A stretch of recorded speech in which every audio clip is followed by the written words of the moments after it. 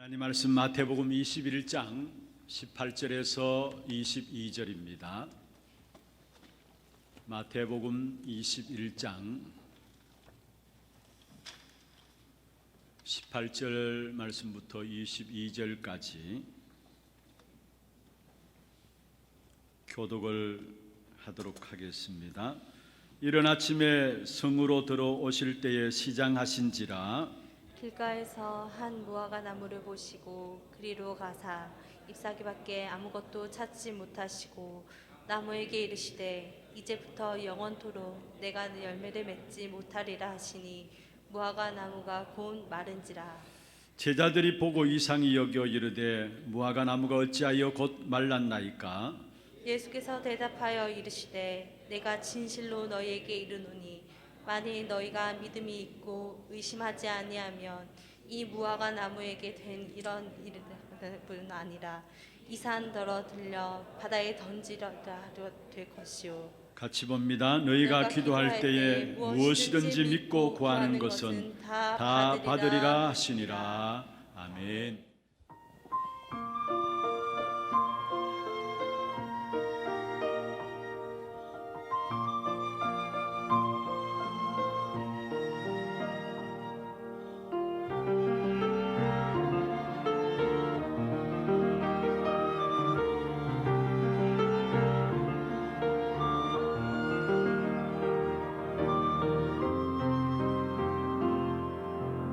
내 심장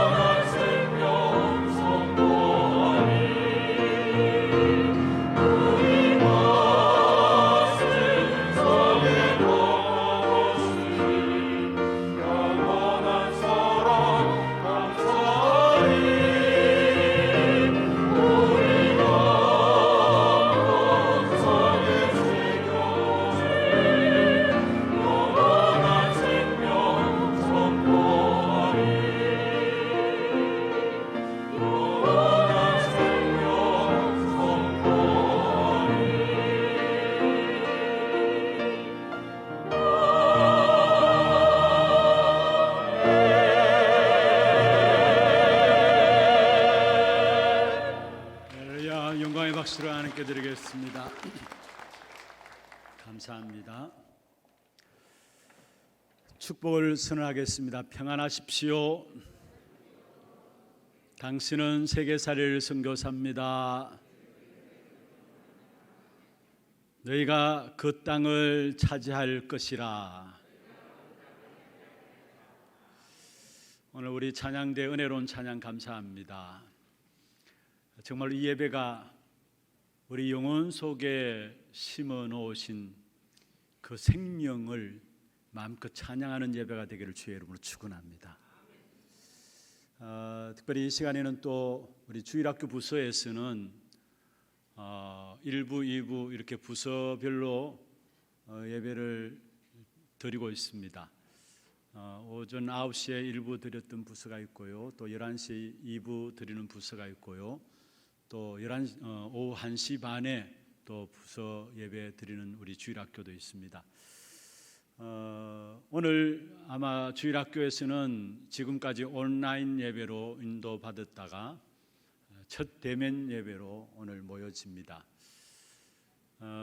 특별히 우리가 제 자신이 보면서 제가 느껴지는 부분들이 이렇게 예배가 온라인 예배로 계속 되어지다 보니까 내 자신도 모르게 나름대로 이렇게 영적인 비밀들 가지고 인도받는다고 하지만은 뭔가 이렇게 축축 늘어지고요.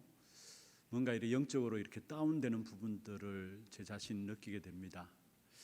그렇다면 하물며 목사인 나도 그런데 우리 렘넌트들은 더더욱이 힘들 것이 아닌가 이런 마음들이 들었습니다. 그래서 어떻든 우리 아이들 예배를 회복해야 되겠다. 그래서 우리 교육자들과 함께 모여서 기도하면서 주일날 예배 다 드릴 수 없으면은 평일날도 아이들을 불러서 일단 대면 예배를 회복하자. 그래서 아마 오늘 각 부서마다 몇 부로 나누어서 같이 지금 어떻든 우리 렘넌트들과 함께 예배를 드리고 있습니다. 특별히 위에서 기도해 주시고요. 우리가 예배가 이렇게 비대면 예배에서 대면 예배로 바뀌어지니까 특별히 새벽 기도부터 시작해서 모두 하나같이 어떻게 하든지 간에 교회 와서 예배 드리기 위해서 갈급한 마음으로 찾아오시는 부분들을 보게 됩니다. 우리 아이들도 마찬가지입니다. 그들에게도 영혼이 있어요. 하나님의 사람들로 우리 아이들도 그 영혼들은 말씀에 대한 갈급함을 갖고 있다라는 거.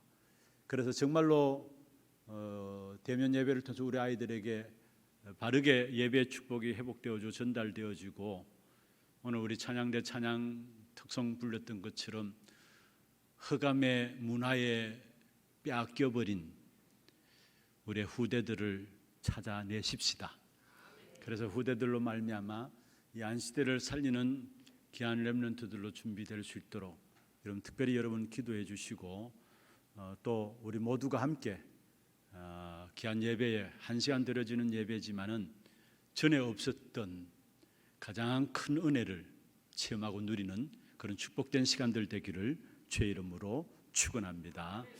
오늘 본문은 우리가 너무나 잘 아는 무화과 나무에 열매가 없음으로 말미암아 나무가 말라버린 부분들에 대한 비유입니다. 예수님께서 베다니를 다니시다가 성전 안으로 들어오는 길에 성경에 보면은 시장하셨다라고 나와요. 그래서 아마 무화과 나무 아래 가서 무성한 잎이 풍성한 무화과 나무 아래 가서 무엇이 먹을 거 없는 것, 무엇을 먹을 것이 없는가 싶어서 아마 나무를 쳐다본 겁니다. 그런데 그 나무를 쳐다보면서 사실은 마가복음 11장에도 본문과 똑같은 내용들이 나오는데요. 마가복음 11장 13절에 보면은 열매 때가 아니다 했어요. 그러면 열매 때가 아니라면 당연히 무화과 나무 열매를 거둘 것은 생각을 할 수가 없는 것이죠. 그런데 열매 때가 아닌 그 무화과 나무의 열매를 무화과 나무를 바라보면서 주님께서 그 나무를 향해서 저주해 버렸어요. 그게 마가복음 11장 14절에 나오는데요. 그럼 이렇게 말씀하고 있습니다. 이제부터 영원토록 사람이 내게서 열매를 따먹지 못하리라. 아니, 열매 맺혀질 때가 아닌데 사실은 열매 없는 것이 당연한 거 아닙니까? 그런데 그 무화과 나무를 쳐다보면서, 잎만 무성한 무화과 나무를 쳐다보면서 저주를 해버린 겁니다. 그런데 성경에 보면은 결국 무화과 나무가 뿌리채 말랐다라고 기록하고 있습니다. 무엇을 말합니까? 무화과 나무는 그렇게 축복을 받아놓고도 사명 감당하지 못해서 저주받은 이스라엘 백성들을 의미하고 있는 것입니다. 특별히 처음부터 하나님께서 복음을 유대인 이스라엘 백성들에게 주셨잖아요. 아담에게 주어진 복음의 언약은 절대 진리입니다.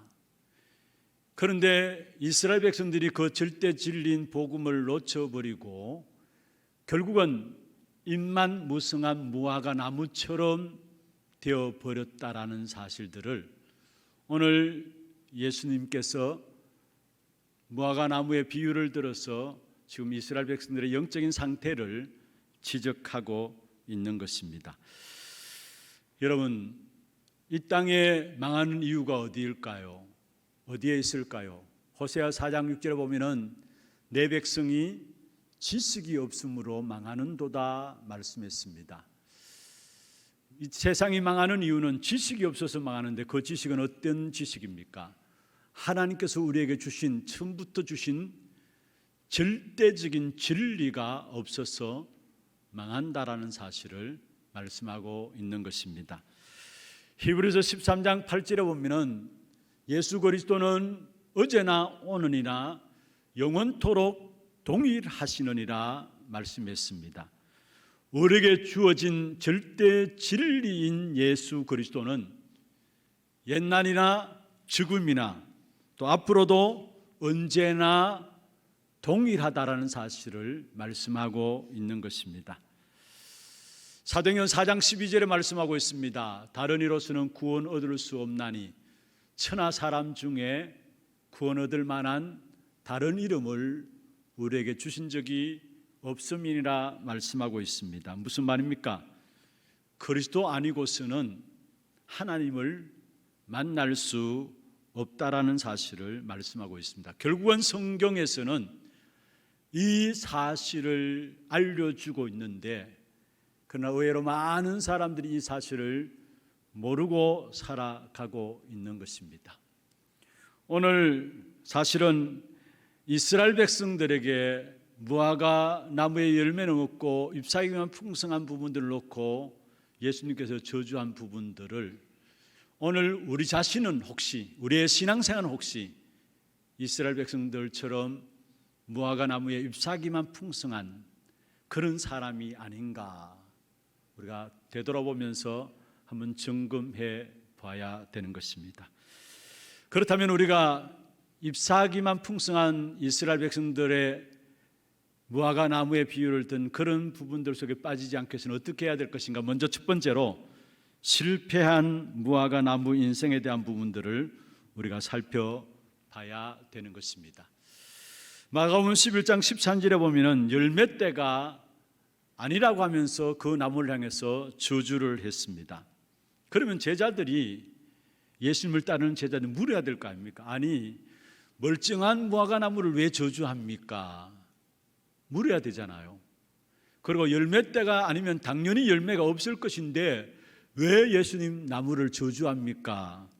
물어야 되는데 사실은 아무도 묻지를 않았다라고 이야기를 하고 있어요.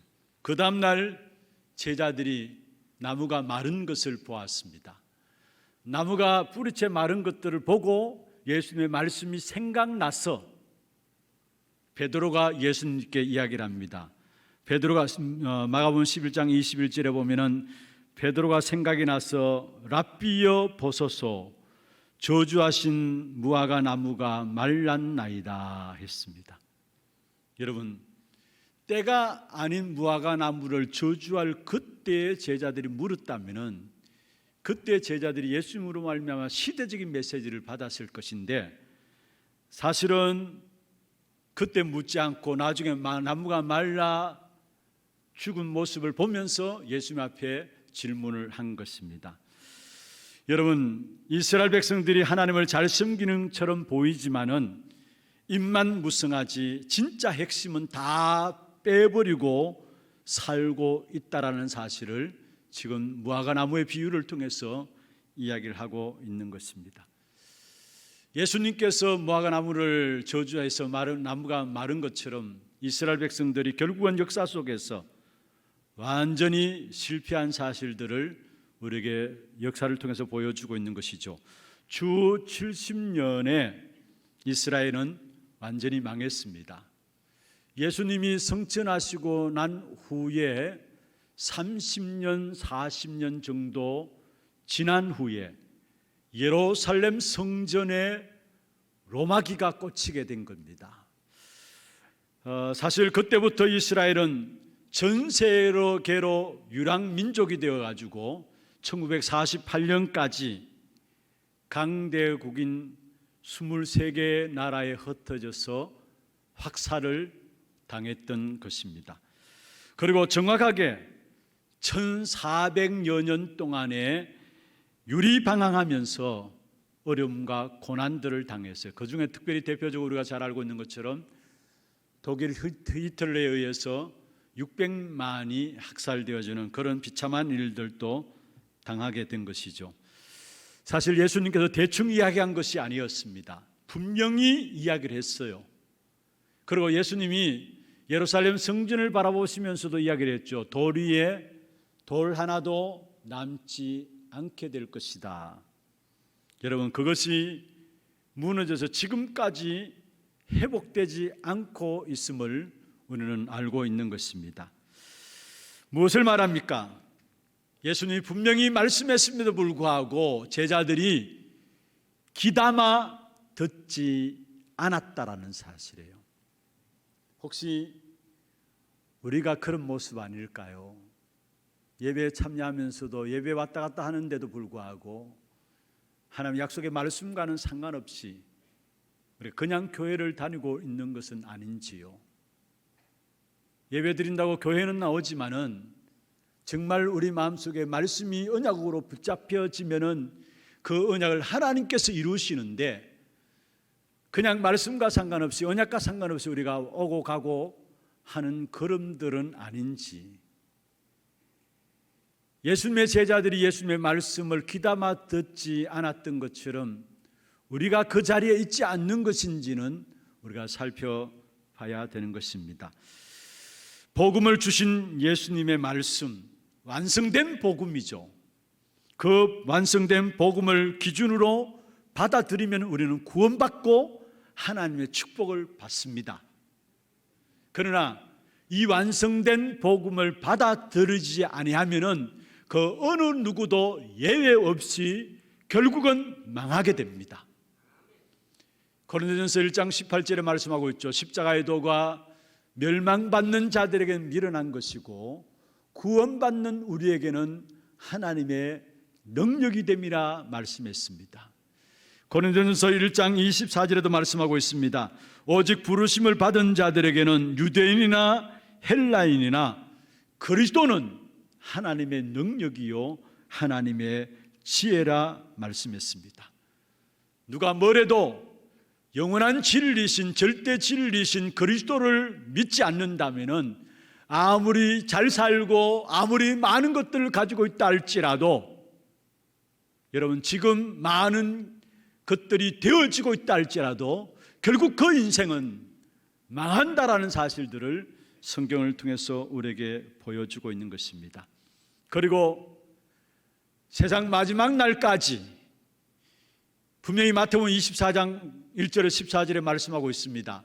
이 땅에 여러 가지 이런 저런 재앙과 어려움들이 일어날 것입니다마는 복음 흐름 중심으로 해서 모든 시간들이 흐른다 했어요. 그렇다면은 당연히 저와 여러분이 영원한 절대 진리인 그 복음 흐름 속에 있어야 되는 것이죠. 그 복음 흐름과 함께 이 땅에 마지막이 주어질 것인데, 우리가 신앙생활 한다고 하면서도 복음의 흐름을 놓치고 있다면 결국 입만 무성한 이스라엘 백성들과 다를 바가 없다라는 사실을 말씀하고 있습니다. 여러분, 특별히 정말로 매 시간마다 하나님의 말씀을 하나님의 언약으로 붙잡는 여러분 되기를 주의 이름으로 축원합니다. 그냥 단순히 말씀을 언약으로 붙잡을 뿐만 아니라 시간마다 하나님 그 말씀을 통해서 주시는 하나님의 음성을 듣는, 세상에 많은 잡다한 소리들과 세상에 이런저런 많은 지식들이 있을 수 있습니다. 그것들은 참고만 하시고요, 진짜 여러분이 하나님의 언약의 백성이라면 하나님의 음성을 들어야 합니다. 집중적으로 하나님께서 예배를 통해서 주시는 하나님의 음성을 들음으로 말미암아 그냥 입만 무성한 무화과 나무가 될 것이 아니라 열매 맺는 그런 축복된 응답이 여러분 생애 속에 일어나기를 주의 이름으로 축원합니다. 여러분, 이스라엘 백성들 보십시오. 하나님께서 말씀을 주셨죠. 그 말씀이 육신이 되어서 이 땅에 거하셨다 말씀했습니다. 요한복음 1장 14절에 말씀이 육신이 되어 우리 가운데 거하셨다 했어요. 그런데 1장 11절에 보면요, 하나님이 자기 땅에 오매 자기 백성이 영접지 아니했다 했습니다. 이스라엘 백성들의 영적인 상태입니다. 요한복음 3장에 보면 니고데모가 나옵니다. 신앙에 있어서 지도자죠. 어떤 면에서 신앙의 지도자일 뿐만 아니라 지성인의 대표라고 할 수 있는 사람이, 유대인 가운데 지성인의 대표라고 할 사람이 니고데모입니다. 그런데 이 니고데모는요, 하나님 주신 영원한 절대 진리를 알아듣지 못했습니다. 물과 성령으로 거듭나야 된다는 말들을 알아듣지 못했습니다. 입만 무성한 무화과 나무입니다. 그가 가진 지식이 무슨 소용이 있습니까? 그가 가진 자리가 무슨 소용이 있습니까? 결국 입만 무성한 무화과 나무인 것을 우리에게 말하고 있는 것입니다. 이스라엘 백성들에게 하나님의 약속의 말씀을 주셨습니다마는 그 약속의 말씀을 다 놓쳐버리고요, 이스라엘 백성들은 역사 속에 보면은 극단적인 선민 사상에 빠져서 이방인들을 개취급했습니다. 그리고 약속의 말씀인 복음을 놓쳐버리고 그들에게는 복음보다 더 먼저 그들이 갖고 있는 유전들, 그들이 갖고 있는 전통들, 그들이 갖고 있는 의식들, 그들이 갖고 있는 율법들을 먼저 앞세움으로 말미암아 결국 이스라엘 백성들은 입만 무성한 무화과 나무였다는 사실을 우리는 알아야 하는 것입니다. 예수님께서 제자들에게 물었습니다. 마태복음 16장 13절에 14절에 보면은 사람들이 나를 누구라 하느냐. 그때 어떤 사람은 예레미야, 어떤 사람은 엘리야, 어떤 사람은 세례 요한, 어떤 사람은 선지자 중에 하나라 하나이다. 여러분, 신앙생활을 껍데기로 하니까 입만 무성하지 그게 핵심도 열매도 생명도 없었던 것입니다. 그래서 예수님 다시 물었습니다. 너희는 나를 누구라 하느냐? 그때 베드로가 말했습니다. 주는 그리스도시요 살아계신 하나님의 아들이십니다. 영원한 절대 진리, 생명 되신 그리스도를 고백한 것이죠. 그때 주님께서 축복하셨습니다. 네 신앙 그 고백 위에 내가 내 교회를 세울 것이다. 그러면서 음부의 권세가 이기지 못하리라. 그러면서 천국 열쇠를 네게 주노니 네가 땅에서 무엇인지 매면 하늘에서도 매일 것이요 땅에서 풀면 하늘에서도 풀리리라 말씀했습니다. 여러분, 교회를 다니면서도 신앙생활 한다고 하면서도 신앙생활의 껍데기, 다시 말하면 대단하다 싶지만은 절대 진리를 놓쳐버리니까 주님이 보실 때는 그것은 아무것도 아닌 것입니다. 그래서 경건의 능력은 있는 것처럼 보이지만은 결국은 경건의 모양만 있는 자들로 입만 무성한 무화과 나무처럼 그렇게 살아갈 수밖에 없음을 우리에게 말씀을 통해서 지적하고 있는 것입니다. 오늘 이 시간에 이 자리에 참석한 여러분 모두가 입만 무성한 무화과 나무가 될 것이 아니라 절대 영원한 진리이신 그리스도를 바르게 믿고 고백함으로 말미암아 반석의 축복과 함께 건세와 천국 열쇠를 누리는 그러한 증인들 되기를 주의 이름으로 축원합니다. 그러면 왜 입만 무성한 무화과 나무처럼 이스라엘 백성들이 그렇게 빠졌습니까? 그것은 이스라엘 백성들이 가지고 있었던 믿음이 거짓 믿음이었기 때문에 그렇습니다. 절대 진리를 놓쳐버리고 거짓 믿음이었기 때문에 그런 것이었습니다. 예수님께서 베드로의 질문에 답을 하면서 그 질문의 답의 연관된 것이 뭐냐면은 믿음에 대한 이야기를 하고 있는 것을 오늘 성경을 통해서 우리에게 보여주고 있어요. 아니 왜 무화과 나무 뿌리가 말랐습니까? 라고 묻는 베드로에게 예수님은 그에 대한 대답을 믿음과 연결시켜서 말씀드리는데요. 21절에 보면 이렇게 말씀하고 있습니다. 예수께서 대답하여 이르시되 내가 진실로 너희에게 이르노니 만일 너희가 믿음이 있고 의심하지 아니하면, 아니 무화과 나무 뿌리 마른 것들 놓고 예수님 앞에 질문을 했는데 예수님은 베드로에게 너희가 만일 믿음이 있고 의심하지 아니하면, 그러면서 그 믿음은 살아있는 믿음이라면은 역사가 일어날 것이다 했어요. 거기에 대한 내용들이 그 다음에 나오죠. 이 산더러 들려 바다에 던져지라 하면 그대로 던져질 것이다. 그리고 믿음으로 무엇이든지 구하는 것은 다 받으리라. 무슨 말입니까? 참된 믿음을 가지고 있다면 그 참된 믿음은 반드시 열매 맺게 되고 역사가 일어난다라는 사실을 이야기를 하고 있는 것입니다. 그런데 오늘 본문에 이스라엘 백성들이 가졌던 믿음은 참된 믿음이 아니라 결국은 거짓된 믿음이었습니다. 그러니까 입만 무성한 무화과 나무처럼 그렇게 되어버린 것이죠. 여러분, 거짓된 믿음이란 무슨 말입니까? 이스라엘 백성들은 원죄를 인정하지 않는 믿음이었습니다. 원죄를 인정하지 않는 믿음이었습니다. 여러분, 지금 전 세계 현장, 이스라엘 민족뿐만 아니라요, 지금 우리 모든 전 세계 현장에 사실은 원죄를 인정하지 않습니다. 창세기 3장에 보면 중요한 사건 하나가 있었죠. 그게 바로 아담 하와가 하나님을 떠난 사건입니다. 그런데 어떻게 사람을 떠났습니까? 뱀 속에 사단이 들어가서 아담 하와로 말미암아 하나님을 떠나게 만든 겁니다. 그런데 이것이 바로 원죄죠. 그런데 인간 창조 이전에 이미 뱀 속에 들어간 사단의 존재, 이 사단의 존재가 있었다라는 사실을 성경에서 우리에게 말씀하고 있습니다. 계시록 12장 1절에서 9절에 말씀하고 있고요, 창세기 1장 2절에 보면 인간 창조 이전에 이 악한 사단의 존재가 이미 있었음을 우리에게 보여주고 있습니다. 그런데 여러분, 불신자들은 전혀 이 사단의 존재를 믿지 않아요. 아니, 신앙생활 한다고 하는 사람들조차도 이 사단의 존재를 믿지 않아요. 사단의 존재를 믿지 않는다는 말은 더 깊이 들어가면 사실은 원죄를 인정하지 않는다라는 말입니다.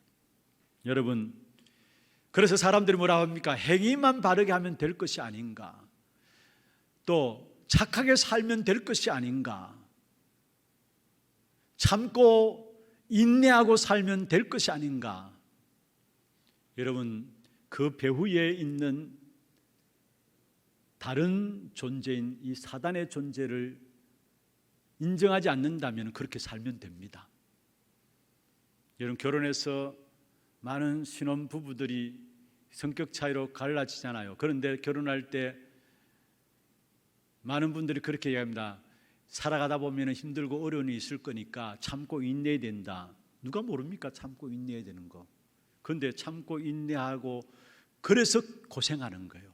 그 배후에 다른 존재가 있음을 알아야 되는 겁니다. 많은 사람들이 착하게 살아야 된다, 바르게 살아야 된다 이야기합니다. 물론 착하게 살아야 하고 바르게 살아야 되죠. 그런데 바르게 산다면은 그 바르게 산다는 그 근거는 어디 있습니까? 예? 바르게 산다면은 그 바르게 살아간다는 그 근거는 어디 있냐 이 말입니다. 여러분, 중요한 것은요, 착하게 살기 전에, 바르게 살기 전에, 참고 인내하고 열심히 살기 전에 그 배후에 역사하는 그 영적인 존재 사탄에 대해서 여러분 알아야 되는 것입니다. 예수님께서도 악한 사단에 걸려가지고 귀신 들린 자들을 내어 쫓았습니다. 그 예수님의 사역들을 바라보면서 함께했던 사람들이 예수님을 비웃었습니다. 저 예수란 자는 바알세불을 힘입어서 귀신을 쫓아낸다. 바알세불 귀신의 왕 아니냐.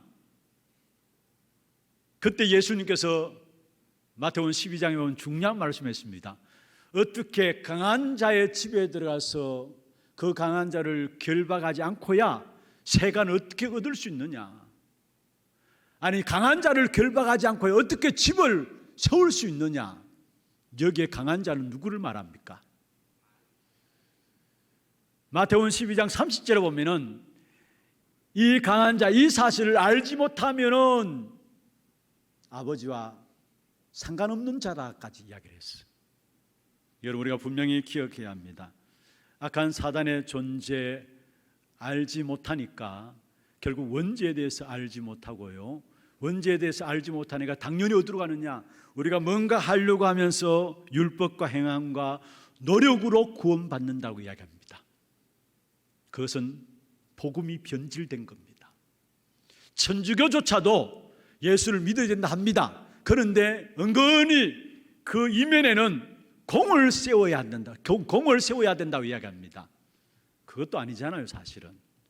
여러분, 중요한 것은 구원은 죄에서 해방되어야만 하는 겁니다. 구원은 저주와 재앙에서 해방되어야만 하는 겁니다. 구원은 사탄에게서 해방되어야만 하는 것입니다. 여러분, 그것만 제대로 되면 거기서 모든 문제들이 다 풀려지게 됩니다. 그런데 그것 가르치지 않고 그것 반대로 가르치면은 결국 저주받습니다. 그것 반대로 가르치는 것이 바로 이단인 것입니다. 그래서 열매 없는 무화과 나무, 다시 말해서 이스라엘 백성들이 결국 마르게 된 것입니다. 여러분, 우리가 분명히 기억하셔야 합니다. 악한 사탄의 존재, 이 사실을 알면 알수록 먼저 복음을 믿어야 될 이유를 우리는 붙잡을 수 있는 것입니다. 그래서 항상 먼저 복음을 믿는 믿음이 있어야 되는 것입니다. 이런 복음은요, 내가 필요할 때만 아니라 항상 때마다 날마다 때를 따라서 필요한 것입니다. 사람들이 실패하는 이유가 어디 있습니까? 무슨 일 하기 이전에 흑암 세력이 그 현장에 있다라는 사실을 모르고 있기 때문에 그래요. 우리가 어떤 일을 하든지 간에 먼저 그 현장에 흑암 세력이 있다라는 사실을 알아야 되는 것입니다. 계시록 12장 9절에 보면은 큰 용 곧 옛뱀 사단이라고 하는 자가 있다고 했는데, 이 악한 사단이 온 천하를 깨는 자라 말씀했습니다. 그래서 아담 하와 이전에 먼저 이 온 천하를 깨는 사단이 하늘에서 쫓김을 당하였고요, 이 하늘을 쫓김을 당한 이 악한 사단이 결국 아담 하와 속에 들어가서 하나님을 떠나게 만들었고요, 창세기 4장에 보면은 가인의 마음을 사로잡아서 아벨을 쳐 죽이게 했고요, 창세기 6장에 보면은 전 시대를 네피림 우상 문화 속에 빠지게 만들면서 결국 노아 홍수 시대를 당할 수밖에 없도록 만들었고요, 창세기 10장에 보면은 니무롯이라는 장사가 나옵니다. 그 니무롯 속에 들어가서 결국은 창세기 11장에 바벨탑을 짓게 되었어요. 무슨 말입니까? 모든 문제, 사건, 일들 배후에 먼저 있었던 악한 사단이 역사했다는 사실들을 우리에게 말하고 있는 것입니다. 그래서 일하고 사회생활하고 모든 것 발전하기 이전부터 세상에 벌써 다른 세력들이 있었다는 사실을 여러분 잊지 말아야 하는 것입니다. 이 다른 세력이 요한복음 16장 11절에 보면은 세상 임금이라 했습니다. 여러분, 하나님을 떠나 있는 상태, 죄와 사단에 장악된 상태가 우리가 사는 세상입니다. 우리가 사는 이 세상 속에 임금이 누구냐? 바로 악한 사단입니다. 그래서 그 어느 누구도 그 영향 속에 다 있을 수밖에, 피할 수가 없어요. 이 악한 사단이 결국은 어떻게 합니까? 세상의 모든 것들을 주관하고 있어요. 세상의 모든 것들을 주관할 뿐만 아니라 결국은 문화조차도 움직입니다. 그리고 신전들을 세워가지고 그게 많은 사람들을 빠져들게 만들고요, 그 신전들 속에 있는 우상을 통해서 많은 사람들을 미혹합니다. 그래서 결국은 거짓을 자기 것으로 말하는 것이 악한 사단이에요. 거기에 성경에 보면 거짓말장이요 거짓의 아비다라고 했어요. 그게 모든 인생들이 벗어날 수 없는 12가지 인생의 문제 속에서 오늘도 어려움을 당하고 있는 것입니다. 그래서 모든 현장에 오늘도 우리에게 필요한 것이 있다면 그 모든 문제를 단번에 해결할 수 있는 복음입니다. 여러분, 복음을 통해서만 우리는 하나님을 만날 수 있습니다. 요한복음 14장 6절에 보면 내가 곧 길이요 진리요 생명이니 나로 말미암지 않고는 아버지께로 올 자가 없느니라 말씀했습니다. 복음이신 그리스도로 말미암아 우리는 하나님께로 나갈 수 있고 하나님을 만날 수 있고요, 복음이신 그리스도로 말미암아 우리의 죄의 문제 해방받습니다. 로마서 8장 2절에 보면 죄와 사망의 법에서 너를 해방하였습니다. 복음이신 그리스도로만이 사단의 머리가 깨뜨려지는 것입니다. 그래서 요한일서 3장 8절에 보면 하나님의 아들이 나타나신 것을 마귀의 일을 멸하기 위함이라 말씀했습니다. 여러분, 우리의 모든 삶의 현장에 멸망의 조건으로 형성되어 있기 때문에 그 현장에 들어가는 저와 여러분이 먼저 누려야 될 부분들이 있다면 바로 절대적인 진리인 그리스도 복음을 누려야 되는 것입니다. 거기에 우리의 가정도 직장도 산업도 우리의 모든 개인 문제도 거기서 풀려지게 되는 것입니다.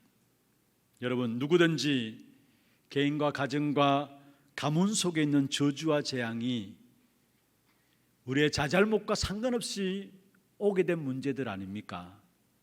그리고 이미 먼저 와 있고요, 그냥 해결될 수 없어요. 아마 이번 구정 연휴를 통해서 또 자유롭게 이동하지 못하지만 만남들이 있을 것입니다. 또 가정과 가문을 놓고 여러분 기도하는 분들이 있겠죠.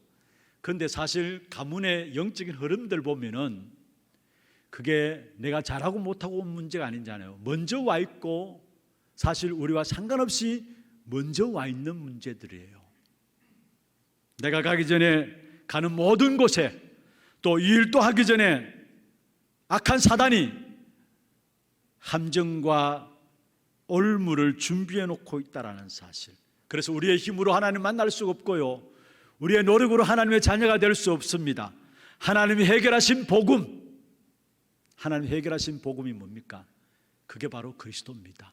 그 그리스도만이 우리의 모든 현장의 문제를 해결할 수 있는 것입니다. 그래서 날마다 먼저 누려야 될 축복이 있다면 절대 진리이신 그리스도, 하나님이 해결하신 복음이신 그리스도를 누리는 것이 먼저 우리에게 되어져야 되는 것입니다. 로마서 4장 3절에 보면은 아브라함도 이 그리스도를 믿음으로 말미암아 의롭다 함을 얻었다라고 말씀하고 있습니다. 모세가 희생제사의 비밀을 붙잡고 승리했습니다. 초대교회가 어떻게 승리했습니까? 사도행전 5장 42절에 보면 저희가 집에서나 성전에서나 일할 때나 어디서든지 언제든지 먼저 복음을 누렸다는 사실을 말하고 있는 것입니다. 그래서 5장 42절에 뭐라고 말씀하고 있습니까? 그들이 날마다 성전에 있든지 집에 있든지 예수는 그리스도라 가르치기와 전도하기를 그치지 아니하였다 했습니다. 무슨 말이에요? 집에서나 성전에서나 어디서든지 언제든지 먼저 복음을 누렸다라는 사실이에요. 여러분, 한국 교회, 세계 교회가 어려움을 당하고 있습니다. 특별히 코로나 이 부분들 때문에도 교회들이 엄청 위기를 당하고 있고 어려움을 당하고 있습니다. 그런데 진정한 한국 교회와 세계 교회의 위기는 그런 주변의 환경들 때문에 위기가 아니고요, 항상 증거되어야 될 복음이 말해지지 않기 때문입니다. 반복되어져야 될 복음이 반복되지 않기 때문에 세계교회, 한국교회 위기가 왔어요. 다시 말하면 잎사귀만 무성한 무화과 나무처럼 되어버리고요, 거기에는 아무 열매들도 없게 된 것입니다. 많은 활동들을 합니다. 그리고 뭔가 모르게 실적이 가득한 것처럼 보이지만은 결국은 잎만 무성한 것처럼 되어버린 것이 지금 우리 교회들의 모습이라는 사실. 왜 그렇습니까? 세상이 어렵기 때문에 그래요? 세상에 이런저런 많은 문제들 때문에 그래요? 아니에요. 복음 말하지 않고 복음 반복하지 않기 때문에 그렇습니다. 그럼 왜 우리는 복음을 반복해야 합니까? 왜 오늘 또 우리에게는 복음이 필요합니까? 구원받기 이전에 내 삶의 체질, 내 삶의 사고방식, 내 삶의 과거의 습관들 있잖아요. 그런 것들 우리도 모르게 깊이 각인 뿌리 체질되어 있어요. 그것이 우리가 복음 아니고서는 절대로 치유될 수 없다라는 사실. 그래서 날마다 그리스도 안에 항상 있어야 돼요. 여러분, 오늘 또 진짜 그리스도 안에 있는 여러분 되기를 바랍니다. 날마다 그리스도 안에 항상 있어야 돼요. 왜냐? 에베소 6장 12절에 보면은 우리의 싸움은 혈과 육에 대한 싸움이 아니라 했어요. 혈과 육에 대한 싸움이라면은 그리스도 안에 없어도 돼요. 그러나 혈과 육에 대한 싸움이 아니라 영적 싸움이기 때문에 우리는 항상 그리스도 안에 있어야 되고 항상 그리스도 들어야 되고 그리스도 반복해야 돼요. 그리고 왜 그리스도 항상 말해야 되고 왜 그리스도 항상 반복되어져야 되느냐? 여러분, 이 약한 사단이 통치자들과 근세들을 붙잡고 있다 했어요. 그리고 이 약한 사단이 결국 어둠의 세상 주관자가 되어 있다 했어요. 왜 마약이 일어나고 알코올 중독이 일어나고 범죄가 일어나고 테러가 일어나고 전쟁이 일어납니까? 왜 이 땅에 우리의 살아가는 삶과 상관없이 어려운 일들, 어둠의 일들이 계속 일어납니까? 성경에 말씀하고 있습니다. 어둠의 세상 주관자가 있다 했어요. 그래서 우리는 항상 그리스도 안에 있어야 돼요. 그리고 하늘에 있는 악의 영들에 대함이라. 이 하늘에 있는 악의 영 사단이 계속해서 이 땅에 종교를 만들어냅니다. 그래서 어떻게 하든지 하나님을 만나지 못하도록 속입니다. 그래서 우리는 항상 그리스도 안에 있어야 되는 것입니다. 날마다 그리스도 복음을 접하면서 살아가야 된다는 말이에요. 한순간 한순간에 한순간도 주 없이는 우리가 살 수 없음을 알아야 합니다. 그리고 또한 주 밖에는 이 땅에 진정한 복이 없음을 깨달아야 되는 것입니다. 여러분, 복음이 여러분에게 어떻게 들려지고 있습니까? 여러분, 복음에 무뎌지면 안 돼요. 복음 듣는 부분들이 날마다 기쁨이 되고 힘이 되고 응답이 되고 능력이 되고 돼야지. 여러분, 복음이 여러분 들을 때마다 그 복음에 대해서 또 오늘 그 말이네, 복음의 감각이 없어지면 안 돼요. 더더욱이 지금 이 시대 보세요. 우리가 마음껏 예배 드리고 싶어도 예배 드릴 수 없는 상황들 아닙니까? 말씀 들을 수 없는 상황들입니다. 여러분, 갈수록 복음의 감각 얻도록 만들어요. 복음에 무디도록 만들어요. 그래서 우리의 영혼이 완전히 영적 침체 가운데 빠져서 세상 살리는커녕 악한 사단의 종로로 타도록 만드는 것이 세상입니다. 특별히 우리가 왜 주일학교 예배를 거리두기 해서 몇 부라도 예배 드려서 예배를 드리느냐? 우리 아이들 어릴 때부터 복음의 감각을 잃어버리지 않도록, 영적인 감각들을 잃어버리지 않도록, 그래야 이 땅과 이 민족 시대가 미래가 있는 것입니다. 말씀을 맺겠습니다. 여러분, 하나님의 은혜의 복음을 계속 누릴 때에 거기서 오는 것이 그 안에서 모든 일들이 결국은 형통한 축복으로 나타나게 되어 있습니다. 시편 23편에 말씀하고 있죠. 여호와가 나의 목자시니 내가 부족함이 없으리로다. 창세기 39장에도 말씀하고 있습니다. 여호와께서 요셉과 함께 하심으로 그가 형통한 자가 되어, 여러분, 내가 복음으로 형통한 자, 복음의 맛을 체험하면서 부족함이 없는 상태에서 일을 시작하셔야 합니다. 그 어떤 일도 그냥 내 기준, 내 열심, 내 노력까지 하지 마시고요, 복음의 형통함을 누리면서 복음을 체험하는 그 맛 속에서 여러분 일들이 그 속에서 시작되어져야 합니다. 그래야 무너지지 않는 것이 되어집니다.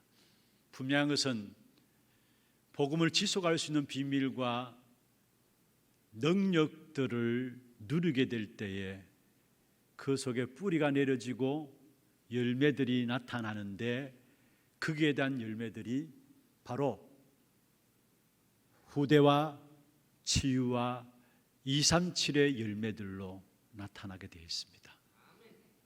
여러분, 복음에 감각 없는 자가 되지 말고요, 날마다 복음에 깨어있는 자들 되어서 이 복음이 지속적으로 여러분 누려짐으로 말미암아 복음을 통한 뿌리 열매들, 특별히 후대 치유 237 그 땅을 열매로 차지하는 우리 하나교회 모든 성도들 되기를 주의 이름으로 축원합니다. 하나님, 절대 진리인 그리스도 복음의 비밀을 알지 못해서 많은 사람들이 뭔가 있는 것 같지만은 결국은 입만 무성한 무화과 나무처럼 살아갈 수밖에 없음을 알게 하여 주시고, 우리가 항상 놓치지 말아야 될 복음, 절대 진리인 이 복음인 그리스도 붙잡고 늘 깨어있는 저희들 되게 역사하여 주시옵소서. 살아계신 주 예수 그리스도의 이름으로 감사하며 기도드리옵나이다. 아멘. 지금은 우리 인생의 모든 문제를 해결하신 우리 구주 예수 그리스도의 은혜와 하나님 아버지의 말로 닿을 수 없는 사랑하심과 성령님의 내주인도 역사 충만하심이 영원한 절대이신 절대 진리이신 그리스도 복음 붙잡고 복음의 열매 맺는 삶을 살아가기를 원하는 사랑하는 주의 백성들 머리 위에와 이들의 가정과 산업과 자녀손들 위에 모든 지교회와 선교지와 온라인으로 예배되는 모든 현장과 몸된 교회 위에 지금부터 영원토록 항상 함께 있을지어다. 아멘.